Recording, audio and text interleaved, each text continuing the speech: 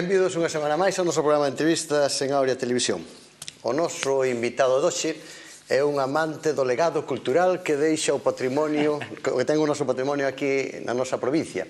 Algo que parece ser ben desde o seu entorno familiar.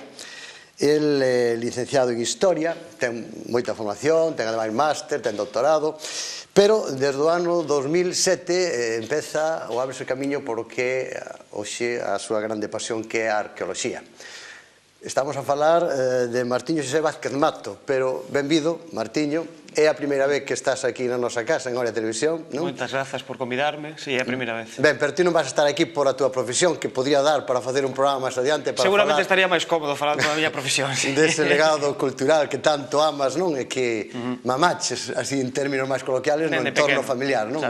Dice por a profesión destes pais. Si, os meus pais ambos son artesáns, polo tanto representan ese patrimonio etnográfico galego, e o meu pai, a maiores, foi un amante da historia galega dende sempre, foi debuxante arqueolóxico e, digamos, foi deses precursores que na década dos 80, bueno, pois, interviron en castros como o Castro da Saceda, ou interviron en xacementos romanos como Aquis Querquenus en Bande, estivo traballando moito tempo en Lugo, que é unha cidade romana con moita bagaxe, e, digamos, inda que me guste moito a política, pois dende pequeno, claro, mamei eso na casa, e cando tiven que decantarme a miña formación académica na universidade, bueno, pois había tres liñas que se presentaban, que era ciencias políticas, filosofía e historia, e acabei tirando por historia. Por historia, e depois empezaste co que... E despois especialiceime en arqueoloxía. Arqueoloxía, que é basicamente onde tes encaminhado xa a túa vida basicamente profesional, non? Si, a día de hoxe,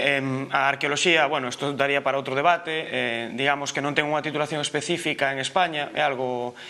É unha peculiaridade que ten o sistema educativo español, como tantas outras, se nos puxéramos a falar do sistema educativo español, pero que, digamos, que é unha ciencia auxiliar que pendura doutras, non? Entón, digamos que primeiro tiven que facer unha licenciatura en Historia, digamos, e a posteriori, que cando empezan a suficiencia investigadora, os cursos de doutoramento, os másters, e cando teste que formar, non? Para ser arqueólogo.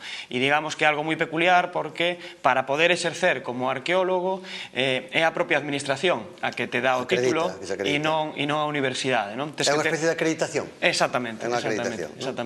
Ben, pero non vamos a falar de arqueoloxía, non vamos a falar de historia, vamos a falar de política. Bueno.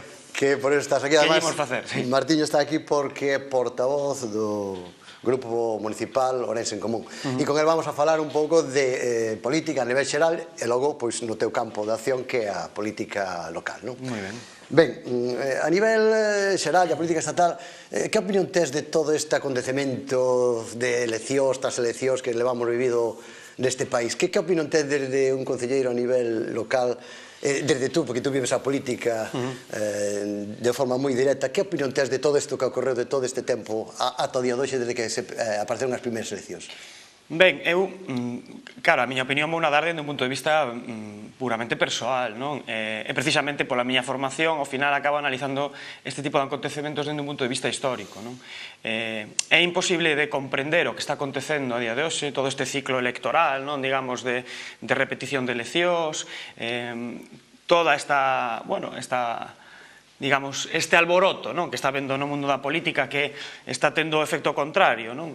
Primeiro hubo, digamos, como unha primeira bagaxe de politización da sociedade, non?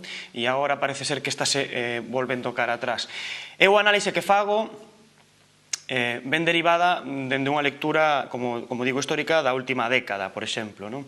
Se nós facemos unha lectura dende a última década, nós podemos, incluso Galicia, ademais, neste caso, é vanguarda. Se nos miramos cara atrás, vimos que a movilización social como tal tivo un despunte cando foi o Nunca Máis, digamos que houve unha resposta a unhas institucións que empezaban xa a estar moi degradadas, e a unha moi mala xestión por parte do Partido Popular naquel momento, de como foi todo o tema do Prestige, pero pola contra, se lemos o tempo curto, o ciclo electoral inmediatamente despois o Nunca Máis, o Partido Popular sacou maioría absoluta en Galicia. Non nos vamos a meter en que fixo para sacar esa maioría absoluta, pero digamos que no tempo longo aí había un período de movilización, hubo como un despunte, e no tempo curto o Partido Popular sacou maioría absoluta. Pero se seguimos ese fío, na seguinte convocatoria electoral en Galicia aconteceu algo que ninguén agardaba e era que o Partido Popular perdía a Xunta. E as lecturas que se fan a día de hoxe fanse precisamente a que o nunca máis foi o inmediato e pouco a pouco foi pousando. Digamos que o seguinte, e non me quero estender moito, o seguinte pico, e neste momento sería esa escala estatal, foi o 15M, e lembro tamén que cal foi o comportamento electoral inmediatamente despois o 15M, non? E agora xa estamos no seguinte ciclo. Que vai acontecer? Non, a resposta é ben complicada. Dende logo, eu teño moitos amigos politólogos que están fascinados e o están pasando en grande. Dicía un amigo meu que ao PP só lle faltaron 2 casos máis de corrupción para ganar ter a maioría absoluta. Sí, de todos modos, eu cuestiono moito que o comportamento electoral nestas últimas eleccións fora derivado por o propio comportamento do Partido Popular. Eu creo que o Partido Popular gaña no momento en que se queda quieto e o resto de partidos son os que se moven. Entonces... Foi o PSOE o gran perxudicado deste galimatías de movimentos, de situacións e de comportamentos da propia sociedade e dos propios partidos? Foi o gran perdedor o PSOE de toda esta situación? Eu creo que o gran perdedor en realidade fomos todos e todas, non? Porque unha ventana de oportunidade que se abría no mes de decembro, na primeira convocatoria estatal de eleccións, esa oportunidade que se abría, que acontecía algo fantástico en Ourense, que por vez primeira saía un deputado, non? Dende fai décadas, un deputado diferente ao Partido Popular e ao Partido Socialista, e había unha oportunidade, había unha correlación de forzas dentro do Parlamento que marcaría a posibilidade dun goberno alternativo, que introducira cambios sustanciais, unha reforma electoral, unha reforma do sistema educativo, tumbar todas esas leis tan agresivas do Partido Popular. E eu, unha crítica que lle fago, tamén teño amigos dentro de Podemos, e unha crítica que lle fago a ambos, ao Partido Socialista e a Podemos. O feito de non terse posto de acordo fixo que esa ventana de oportunidade pecharase de golpe. E a día de hoxe o que estamos vivindo en certa medida é a consecuencia daquela. Culpable, eu creo que a correlación sería maior dentro do Partido Socialista porque agora vemos o que aconteceu despois desto, despois das propias frases de Pedro Sánchez falando de presións mediáticas, presións do establishment estatal, e dentro do seu propio partido, pero digamos que é algo que os historiadores do futuro, cando analicemos este período, veremos que perdemos unha oportunidade. Chegará Podemos a ser a segunda forza política ou acadou xa o teito máximo que podía acadar a nivel estatal? Ben, é que eu cando se fala de Podemos, en realidade, sempre apunto o mesmo. É dicir, Podemos no momento en que se convirta nun partido político, creo que vai a esmorecer. Un partido político uso. En realidade, Podemos, Unidas Podemos, que en realidade é como se denomina a nivel estatal, e tamén en Marea. E tamén, vamos a ver, é un espazo político de confluencia e en realidade está ocupando un espazo político que vai moito máis aló de Podemos. No momento en que Podemos pense que el é o eixo, digamos, do cambio, ele ocupa esa famosa centralidade do cambio, vai a perder, porque directamente todo eso que o rodea vai se afastar. Eu creo que se o facemos ben, en Galicia é un exemplo perfecto, en Marea é a segunda forza política do Parlamento galego, con un mes de vida, e aí estáse cultivando diferentes sensibilidades que van dende a esquerda social, federal, ata o nacionalismo, esa tradición nacionalista que tamén hai en Galicia, xente non politizada que agora participa, o mundo do activismo social, xente dun perfil eminentemente técnico que se quere adicar só a temas concretos. Se sumamos todas esas sensibilidades, estaremos ocupando un espazo que, por suposto, pode ocupar. Sin embargo, no curto tempo de Podemos, os seus líderes máis carismáticos, Errejón, Monedero e Iglesias, xa hai grandes diferencias, e xa hai rupturas. Pode isto significar tamén a caída do propio partido, ou pode isto que os dos tres que teñan máis peso marque un pouco as directrices do que será Podemos nos seguintes anos?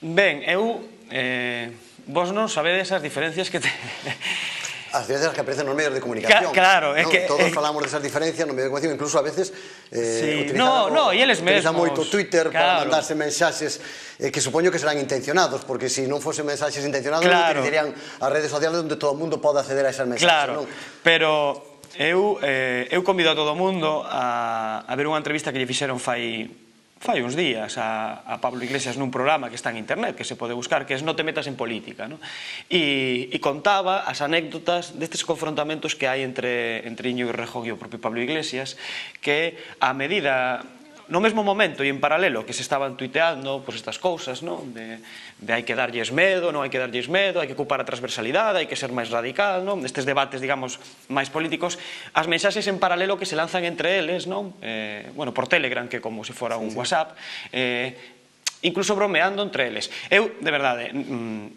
eu falo de outsider, é dicir, eu non estou dentro de Podemos, non milito dentro de Podemos, e non coñezo a realidade, que é unha realidade moi madrileña esta, a de Pablo Iglesias, a de Errejón, Monedero, incluso o propio debate que se deu con Espinar, digamos, é algo que, claro, os medios proxectan moito, porque en realidade... Claro, porque eles se encargan de que saian nos medios. Sí, bueno, e porque... Se non sería digamos que un debate máis interno, non? É privado. Bueno... Cando se poñen esas redes sociales, un está aberto, ya sabemos que son esas redes sociales, non? Sí, pero tamén habría que ver outras mensaxes de outros partidos políticos ou de outros grupos ou de outros políticos e por que non teñen a mesma proxección mediática, non? Digamos que o foco está posto cara a eles saben o manexar moi ben e en certa medida é un debate que a min pareceme moi sano, porque en realidad o que se está debatindo, fixadevos, o que se está debatindo. Por eso digo que gustaríame tamén que ás veces tamén se vira este debate dentro dos outros grupos. Por exemplo, nós en Ourense tamén temos estes debates moitas veces, non? Se estamos facendo unha oposición, digamos, moi constructiva e complacente para o Partido Popular, se esa oposición debería ser un pouco máis destructiva, etc. Estes debates están e a min pareceme moi correctos, porque no fondo estás falando de estrategia, non estás falando de intereses. E entón, por eso digo que a mí o que me gustaría é que nos serenemos todos un pouco e tentemos de analizar as cousas como son, non? Claro, vivimos nun período onde temos moitísima información, onde todo é moi mediático, onde se conecta en directo, onde hai reaccións inmediatas e a veces falta ese momento de dar un paso cara atrás, non? E respirar. Vímolo, e o exemplo perfecto é o do minuto de silencio para Rita Barberá, non? Eu creo que ese minuto de silencio, e houve un artigo fantástico no diario.es que falaba de que o que se houbera necesitado era todos os actores que interviron ese día, absolutamente todos, dende os parlamentarios, o Partido Popular, dar un paso cara atrás e respirar un minuto antes de decidir calquera cousa, porque todo a sucesión de acontecementos veu derivada pola precipitación, absolutamente precipitación. E é por eso, porque en certa medida estamos asumindo uns tempos que son máis mediáticos que, digamos, que políticos. De todos os xeitos, ao longo da historia sabemos que a esquerda tennos acostumbrados a roturas moi traumáticas. O mesmo ocorreu aquí co BNG. Foise extendindo e agora casi imposible chegar a un acordo. Vos non fostedes capaces de chegar nas dúas legislaturas a un acordo co BNG. Por que a esquerda provoca, cando chega un momento de decisión tan grande, esas roturas tan traumáticas, cousas que non ocorren nos outros partidos? A que crees tú que é debido a iso? Bueno, en primeiro lugar, eu creo que e unha crítica, eu creo que as críticas cando son constructivas sempre son positivas. Eu a análise, digamos, dos últimos 3 anos, digamos, que son os que viven políticamente máis, de forma máis intensa, non? Para min é unha mágoa que o Bloque Nacionalista Galego non participe neste espazo, porque pareceme un actor e un vector fundamental. O que acontece é que e eu vou poñer unha metáfora que empregaba un compañeiro, e é que os partidos políticos moitas veces actúan como seres, digamos, no momento que se crea un partido político, créase unha vida e como calquer ser o que demanda é sobrevivir, e loita por sobrevivir. E claro, isto vai completamente en contra do que eu entendo que debería ser, por exemplo, un espazo político como Ourense en Común, como en Marea, ou por eso insistía o espazo que ocupa Unidos Podemos, que é un espazo máis amplo que Podemos. Eu creo que todos estes espazos nacen para transformar a realidade, cun fin último, o seu fin non é non é resistir, non é celebrar as eleccións nas que o Partido Popular en Galicia saca a maioría absoluta despois dos recortes máis salvaxes da última década. É dicir, non é celebrar esas eleccións en Marea, eu fixen campaña por En Marea e pedín o voto para En Marea, e eu esa noite estaba triste. Estaba triste porque o Partido Popular revalidaba a súa maioría absoluta. Algo que, na miña opinión, é lamentable. Claro, pero vimos mensaxes de outros grupos políticos que se alegraban do seu resultado electoral. E eu é como analizo esta eventualidade que me pos. En realidade, para min, os espazos políticos como tal nacen cunha función, e a función deste espazo político é transformar a realidade. No momento en que este espazo político solo viva para sobrevivir, digamos, para estar aí, para ocupar un espazo, eu non acreditarei no proceso. Vamos á política local. Vamos. No 2015, cando se celebran as eleccións, empezamos un pouco desplazándonos no tempo, saliu na prensa, que tivestes unhas primarias, sale na prensa, eu estuve recopilando varios artigos de prensa, e salía a noticia de que Xosé Mosquera e Ana Bande habían ganado as eleccións primarias, tal, e tú aparecías naquel número 3, Xosé Martiño, un xoven independente. Dicía naquele momento... Xoven independente. Dicía naquele momento os artigos que lín, concretamente varios da Voz da Galicia e de Far de Vigo.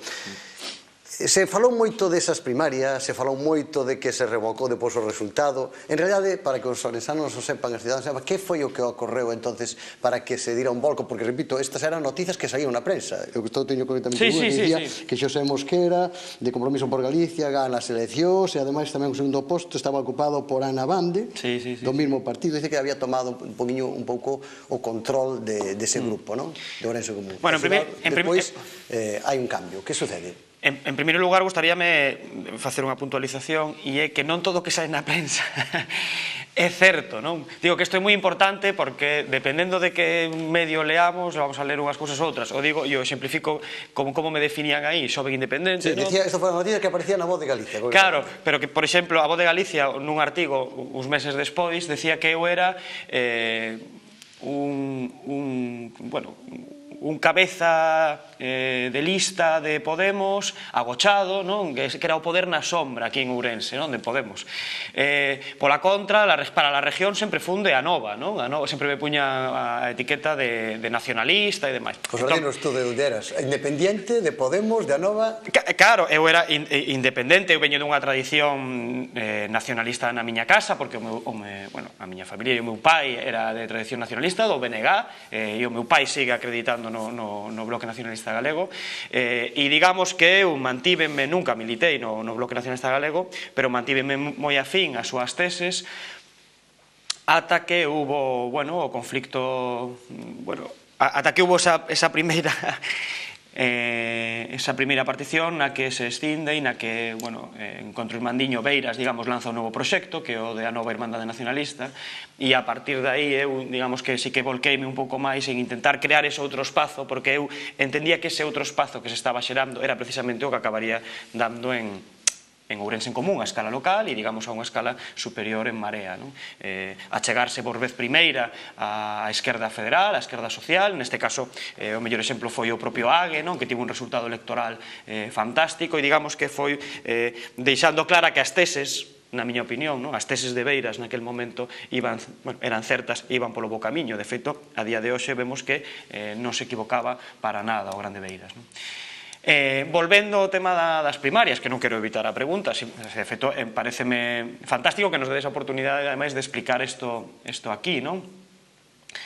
Ben, Ourense en Común xurde, porque teño que poñelo en contexto, non? Permítesme. Ourense en Común xurde nunha primeira xuntanza no campus universitario de unha serie de persoas de tradición militante, asociadas a algúns partidos e outras que non, como era o meu caso daquela, digamos que máis aligados ao mundo do activismo, non? Eu loitaba moito polo tema do procomún, os comuns, o patrimonio natural, o patrimonio cultural, e había xente de outras ramas. A partir de aí, o que se fai é un chamamento aberto a construir este espazo de confluencia, e fai un chamamento a partidos, digamos, que de forma xenerosa intégrense neste espazo e intenten construir un espazo colectivo que se presentará ás eleccións municipais. A partir de aí, tense contactos absolutamente con todos os partidos, e cando digo absolutamente, digo que se lle enviou convite directamente ao Partido Popular, obviamente non iba a asistir, non? obviamente nin nos respondeu, non? Digamos, pero enviouse absolutamente a todos os partidos en base a que eles eran os principios fundamentais, etc. Empezas a traballar sobre un código ético e empeza a traballarse sobre unha serie de principios, non? Que nos marcarían o camiño. Digamos que no proceso que nos marcáramos, nese cronograma, había como unha serie de momentos clave, non? Un momento clave sería a lista e outro momento clave sería o programa, non? Pero todo elo estaba marcado dentro dunha filosofía, dunha forma de facer, dunha transparencia, dunha confianza mutua, non? Bueno, entón, cando diseñamos o regulamento das primarias, non? Foi un regulamento de primarias abertas, eu recoñezo o meu erro e así o deixamos claro, e algúns compañeiros e compañeiras fomos demasiado confiados. Era a primeira vez que nos metíamos neste mundo, non? E asumimos, bueno, que non era necesario empregar ferramentas, digamos, de protección do proceso, non? Ben, nos fixemos as primarias abertas, levamos unha traballeira, bueno, si queres despois o comentamos, pero de 24 horas diarias para que esas primarias foran todo un éxito, creáronse vídeos por candidato para que todo candidato e candidata tivera exactamente o mesmo nivel de proxección cara fora, xa que a prensa non nos facía moito caso. Bueno, acondicionamos unha sala, etc. Tivemos conflictos polo tema, nos queríamos que houbera unhas votacións telemáticas para aumentar a participación, canta máis xente participara mellor.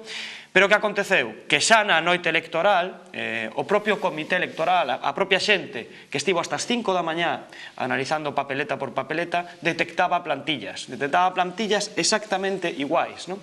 E non ninguna, nin dúas, nin tres, sino moitas plantillas, non? E claro, sumado a todo o que viu despois tivemos unha serie de asambleas na propia universidade, asambleas de máis de 100 persoas nas que se discutiu moito sobre este tema, e entón empezaron as acusacións cruzadas de que viñan autobuses dende a Limia, non? Eu entereime, eu non o sabía hasta ese día, que o alcalde da Peroxa do Partido Popular viñera a votar as primarias de Ourense en Común, algo que pareceme fantástico si acreditara no proceso, despois fora a votar a Ourense en Común e non o fixera con unha intención diferente a que se votou, non? E entón, claro, o resultado desas primarias, digamos, iba en contra por completo de toda a filosofía de Ourense en Común, da filosofía dos seus principios básicos, do seu código ético, da súa esencia, non? Que era a confianza, a colaboración mutua. E, malia que sabíamos o que podría supoñer, insisto, 3 asambleas, estivemos debatindo máis de 10 horas sobre este tema, e sabíamos o que podía supoñer anular esas primarias. De feito, se puxo na mesa, e eu puxen na mesa varias veces, eu, como ben decías, fun daquela xa o número 3, non? Eu puxen na mesa varias veces que Ourense en Común non se presentara as eleccións. Despois deso, que non se presentara as eleccións, porque, digamos, que o proxecto estaba minado, non? Por alguén. Entón, bueno, ao final o que decidimos nesa grande asamblea foi refacer as primarias e traballar en como mellorar o procedimento. Como mellorar o procedimento? Ben, pois esa lista iba a ter que cumplir unha serie de criterios. Criterios tan básicos como asinar unha carta de compromiso, que obviamente o alcalde do Partido Popular da Peroxa non iba a asinar, unha carta de compromiso de que defendía eses principios, digamos que asumir unha formación en materia de renovación política, e xa non me lembro porque xa fai 2 anos desto, e moitas outras cousas máis. Tivo un custe para nós, tivo un custe enorme, enorme incluso de xente que naquel momento comprendeu o que era a política nesta provincia. Insisto, onde un alcalde do Partido Popular vai a votar nas primarias doutra organización política e comprendeu que isto era o que se iba a enfrontar, e moita xente da que inicialmente estaba, digamos, incluso deu paso cara atrás. E depois nos próximos resultados foi o resultado que saliu, non? Nas próximas votacións é este o que saliu. Claro, e depois hubo, digamos, unha nova asamblea na que se estableceron unha serie de criterios que deberían cumplir. Esas persoas que representaran a Ourense en Común tiñan que ser persoas, digamos, que acreditaran o proceso, que asumiran que eles van a ser unha voz pero non a voz. Eles van a ser unha voz dunha asamblea que ellos vai a mandar, non? Digamos que iban a ter demostrada suficiente coñecemento do proceso, non podía ser que os representantes que estiveran aí pois levaran 3 días, non? É dicir, que se presentaran solo para isto e só lle interesaba absolutamente isto. E de feito o mellor exemplo de que iso foi así é que inmediatamente despois esta outra xente, non, digamos, presentou a súa propia candidatura e foi noutro proxecto. En realidade non acreditaban isto, non? Hai cuestión de unhos meses fixeron un programa de radio para valorar un pouquiño o ano do alcalde.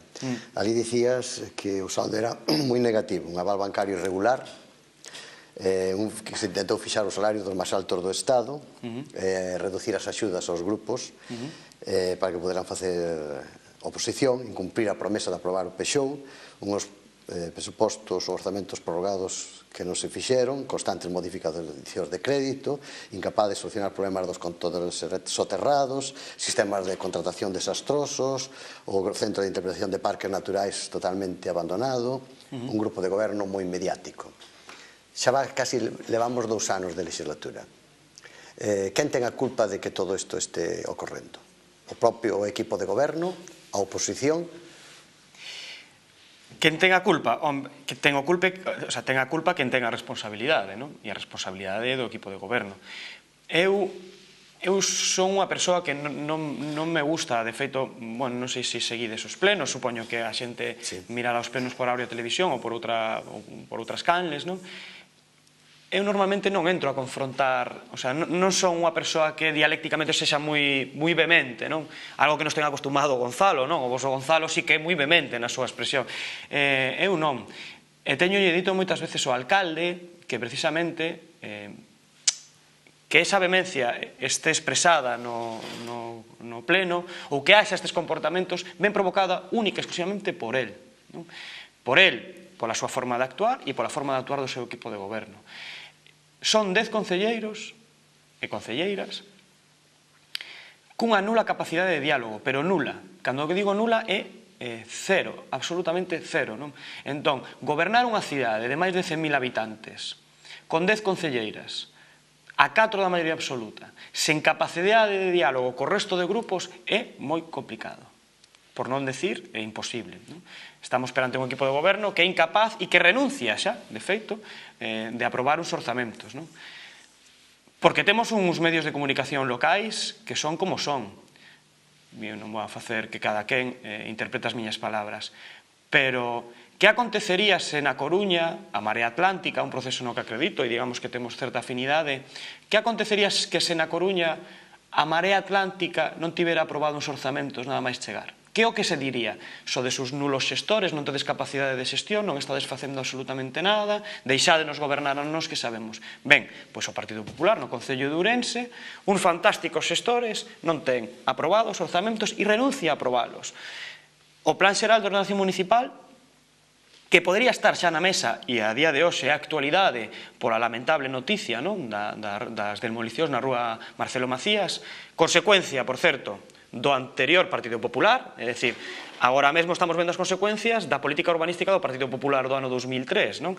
E non aprenden, o digo que non aprenden porque o texto do PXOU, e a min tócame esa área, o texto do Plan Xeral de Ordenación Municipal podría estar xa enriba da mesa e poderías estar discutindo co resto de grupos para aprobar. Que fixo o Partido Popular? Colleu un texto que xa viña aprobado inicialmente, que xa fora exposto ao público, que se presentaran alegacións, e o que fixo é, coa excusa da adaptación á nova lei do solo, unha lei do solo, por certo, do Partido Popular no Parlamento, que aproba el solo, non? O que fai é aproveita e mete unha serie de modificacións en determinados polígonos, algunhas delas incluso interesadas, sin haber presentado alegacións, algo moi grave, non? Entón, non aprendeu. Quen é responsable? O responsable é o Partido Popular, única e exclusivamente, que é o que está gobernando. Aquí estuvo Pachi Vázquez, aquí estuvo Ignacio Gómez, incluso dúas correntes distintas do PSOE, casi enfrentadas. Sí, o PSOE ten moitas correntes últimamente. E ambos os dous falaban, non o dixeron directamente, pero os que viron as entrevistas falaban abertamente de que chegaba un momento en que había que facer algo. Lóxicamente, Democracia Arensa é a forza representante da oposición por o número de concelleiros ten a obriga de facer, ante a situación que temos, ten a obriga de reunir e tratar de buscar unha solución. Tan difícil é a todos os partidos, vendo ahora a exposición de Ourense en Común, vendo o que comentaba aquí Pachi Vázquez, vendo o que comentaba Ignacio Gómez, dicindo de que había que moverse, lógicamente, xa vamos case a mitad de legislatura. Lógicamente, esa responsabilidade, volvo a dicir, por ser o grupo da oposición máis mayoritario, tócalle a democracia ourensana. Pregunta, tan difícil é porse de acordo, tan difícil é atopar un modelo de cidade para chegar a uns acordos de mínimos e poder tirar hacia adiante e non quedar neste bloqueo que estamos, porque isto é unha desgracia para a cidade, desgracia para a economía, desgracia para a sociedade, desgracia para todos os ensanos. Pregunto, tan difícil é entre as forzas, porque estamos falando de un equipo de goberno que non é dialogante, estamos vendo nos plenos, exactamente, tan difícil é chegar a un acordo de mínimos para sacar esta cidade do estado no que está? Sí, o que acontece, eu teño tido esta conversa varias veces, incluso co propio Gonzalo, non, de Democracia Ourensana. O sea, primeiro, nós temos unha enfermidade, non? O Concello de Ourense a día de hoxe ten unha enfermidade que ven prolongada de tempo atrás, non? E esa enfermidade, digamos, que agora mesmo poderíamola exemplificar, digamos, que temos unha gripe dentro do Concello que chamase Partido Popular, non? E esa gripe, digamos, é que non se dá medicamentos para que mellore, non? Entón, o que estamos facendo, de feito, bueno, xa é coñecido por todos, estamos os tres grupos da oposición traballando sobre un proxecto común. Que posibilidades hai de traballar sobre un proxecto común, non? Antes de falar de absolutamente nada, que posibilidades hai de entendernos en determinadas áreas e a partir de aí ver que posibilidades hai de implementar ou de leválas a cabo, non? Que acontece? Que o problema é que digamos que para curar unha gripe, eu non quero crear unha pulmonía, que o medicamento sexa unha pulmonía. Entón, por iso é tan importante que ese proxecto común, ese medicamento, digamos, que estamos traballando, sexa efectivo, que sexa detallado, que sexa milimétrico, non? E iso é moi complicado, e eu sinto facer esta crítica aquí, porque estamos no espazo político de Democracia Ourensana, entendo, non?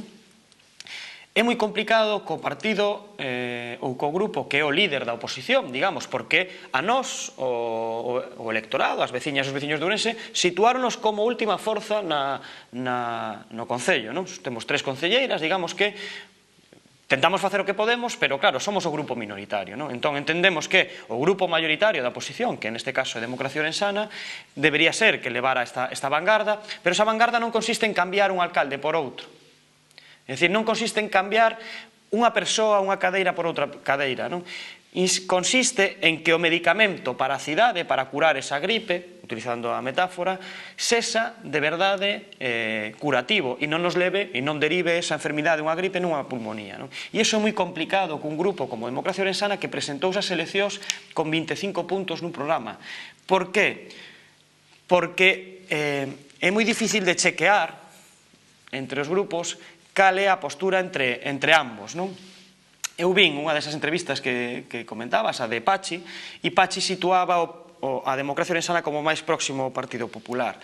Eu non sei se máis próximo ao Partido Popular, pero o que si é certo é que houbo determinadas posicións en pleno, sendo oposición, que Democracia Ourensana votou en contra. Por exemplo, a renda social básica, que na Coruña fíxose, que é un salario mínimo que se lle dá a persoas que en Ourense estarían en situación de exclusión social, que, digamos, que é unha necesidade, porque é un dereito que esas persoas teñan as condicións materiais de vida cubertas, pois Democracia Ourensana votou en contra e dixo que era unha paguiña.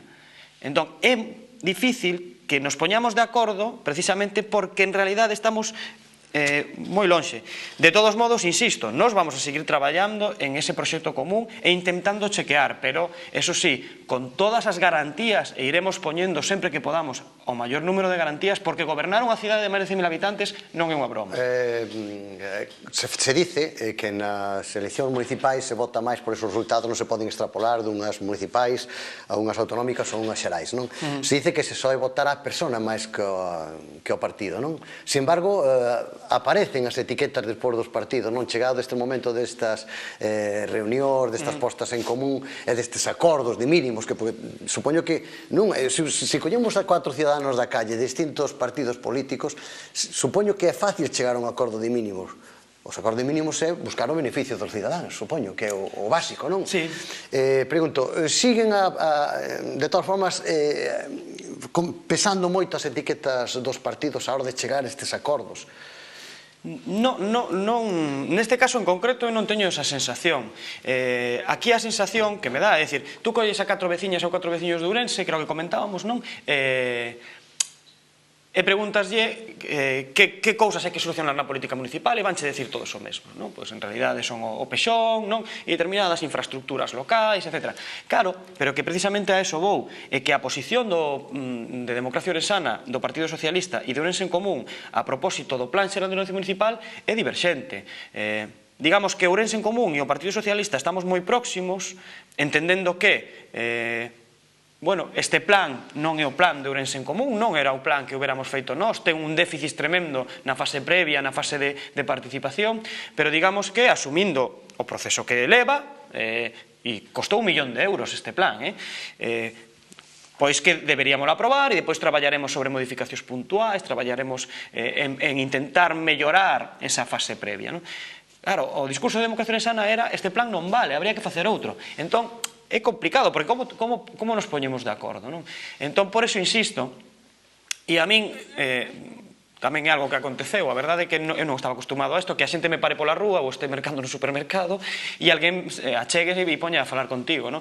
E eu trato de transmitir sempre isto, que sí, que comparto o que se di, digamos, que o Partido Popular o está facendo moi mal e mantén esta cidade, digamos que o único que está facendo o Partido Popular é sair nos periódicos a diario, non? É dicir, a foto. Pois eso, había un artigo fantástico tamén dun xornalista local do Faro de Ourense que falaba de que non temos RPT, non temos Plan Xeral de Ordenación Municipal, os veciños da Marcelo Macías van a ter este problema, non temos pexón, pero imos ter as luces de Navidad antes que outras cidades galegas. É dicir, bueno, pois estas son as prioridades deste Partido Popular, non? Acender as luces e que a xente se crea que está habendo unha boa xestión. Porque logo despois, cando falamos deste tema, e falábamos das etiquetas dos partidos, eu comentando así con algúns amigos, me dicían despois tamén, pregúntalle a Martiño, pregúntalle a Martiño isto, dicía, vindo a colación das etiquetas, porque a veces a xente ten a sensación cando ve os plenos de que perdo tempo con mocións que todo o mundo sabe cual é o ámbito de actuación e o campo de actuación do Concello, non? Entón, por eso me dicían, transmítelle a Martiño isto, por que a veces se presentan mocións sabendo que non pertenecen ao ámbito e dice, eso non é un fraude para a xente que se ve implicada, para os colectivos que se ven implicados cando se sabe que o Concello non pode ou non ten marxen de maniobra para estas cousas. Por que se presentan esas mocións? E, sin embargo, hai outras cousas importantes para os veciños de Ourense, como ese acordo de mínimos, loitar por ese acordo de mínimos, porque o modelo de cidade, supoño que máis ou menos todos estamos de acordo que é un modelo de cidade. E dice, por que divagamos a veces e pasamos horas e horas debatindo mocións que non teñen significado ningún, nin son efectivas? Bueno, eu non comparto esa máxima, de que non teñan significado ningún nin se sean efectivas. Fíxate, por exemplo, eu sei que Democracia Ourensana, por exemplo, non lle gusta moito isto de instar a organismos superiores, pero fíxate, por exemplo, que a última que levamos a pleno, a última que levamos a pleno era a propósito da reforma da lei Montoro, que digamos que é unha lei que impide ás administracións locais contratar, por exemplo, persoal, que impide gastar, fixa un teito de gasto, impide superar ese teito de gasto, aínda que as contas do propio Concello estén completamente saneadas. O Concello de Ourense, sorprendentemente, e digo sorprendentemente porque a min chamoume moita atención cando cheguei, ten as súas contas saneadas. Non hai presupostos. Exactamente. Tamén é unha forma de velo. Pero, digamos que non é un concello endebedado, non é un concello que ten unha situación contable bastante positiva. Ben, pois, se temos esta situación contable tan positiva, esa renda social básica, que para nós sería fundamental, que sempre se decía que non hai posibilidade orzamentaria como para levar a cabo, pois pódese facer mañá. O sea, calquera modificación de crédito pódese facer mañá. Pero que acontece? Que con esta lei de ámbito estatal non o podemos facer. Estamos frenados. Entón, é competencia municipal? Non é competencia municipal, pero é que se aos afectados, que son estas entidades menores, os concellos, non nos revolvemos, bueno, pois dende Madrid non van a ter presión ninguna para que nos revolvamos. E non só neste caso en concreto. A alta velocidade, digamos, que vai a entrar ou non vai a entrar en Ourense polo tramo da vergonza, non? Que ahora xa se chama así, non? Ou vai haber a variante exterior, ou como vai a ser a integración desta alta velocidade, non é competencia municipal, é competencia estatal, pero vai a ter unha afección directamente no noso territorio. É como eso unha e outra e outra e outra. Entón, en realidade, nós estamos no espazo máis próximo á veciñanza e a partir de aí nos debatiremos mocións, digamos, de ámbito local, como é as infraestructuras máis básicas, acometidas, e son importantes que se debatan este tipo de cousas, pero son igualmente importantes as outras, porque sin unhas, as outras non van a existir. Porque entón, o que facemos é delegar todo o que teña que ver con xestión política, digamos, con xestión de calado, de verdade, o delegamos. Iso van a decidir en Santiago ou en Madrid. E nos aquí nos dedicamos ás alcantarillas. E iso é o que algúns queren. Bueno, nos debemos, os concelleiros e o Concello debe dedicarse a facer a vida máis agradable aos cidadáns. Por suposto. Para eso estamos. Por suposto, pero... Creo eu, é a miña opinión personal. Por suposto, pero para facer a vida máis cómoda aos cidadáns ou para loitar por un modelo de cidade, no caso do Concello de Ourense, por exemplo, hai que contratar xente con capacidade cualificada técnicamente en contratación e en urbanismo, porque ambos están carentes de persoal. E vemos o que está acontecendo porque non hai xente capacitada aí dentro. E a que hai son 3, entonces non chegan a facer. Que pasa? Que non nos deixan contratar. Este concello está limitado por esta lei para non poder contratar. Entón, para poder mellorar hai que traballar en todas as frentes posibles. De feito, eu creo que un dos problemas que ten este concello, un dos problemas máis graves que ten este concello, precisamente en materia de persoal cualificado, insisto, non en persoal. O concello de Ourense ten unha cantidad de xente contratada enorme. Pero persoal... A delas enchufe, non? Exactamente. Pero persoal cualificado que poda solucionar os problemas do Concello de Ourense, bueno, digamos que son porcentualmente os menos, non? E entón, para poder solucionar o problema que ten os veciños, que temos as veciñas e os veciños de Ourense, necesitamos ese persoal, pero para eso temos que derogar unha lei. Pues moi ben, Martiño, foi un placer e un honor terte aquí con nós. Esperamos que algún día podemos falar dese patrimonio, dese legado cultural e non de política. Mellor. Porque a política local se haya solucionado. A ver se non a ver por todas... O PP, dixemos que é un partido que non dialoga, pero bueno, eso xa é unha máxima do PP en todas partes, non? E, bueno, pues eso, darche as grazas por estar aquí e invitarte noutra ocasión para falar dese patrimonio, incluso desas experiencias que tes tú a nivel turístico, desas rutas turísticas que temos aquí en Ourense. Falaremos outro día. Cando que irades. Moitas gracias, Martiño, gracias por estar aquí. Sei que estás moi ocupado, casi pensei que non ibas a vir porque estuve xogando que si vou, que si non vou, que si tal, que si igual, pero bueno. No, a mí gustaríame, e se me deixas 10 segundos, algo que gustaría que calquera veciño e veciña de Ourense o comprenda. A actividade política, se é comprometida, quita moitísimo tempo do persoal, digamos, non? E digamos que nós, inda por riba, non renunciamos a nosa profesión e a nosa formación e demais. Entón, claro, eu teño minutos do día que teño que ir rascando dun lado do outro. De feito, ademais, sempre eu acabo rascando as persoas que queres, as familias, e o ámbito máis persoal. Entón, eu discúlpome en público por este retraso na entrevista. Moi ben, pois grazas, repito, por estar aquí, e a ustedes, vémonos noutra entrevista dentro de uns minutos. Un saúdo e hasta dentro de uns momentos.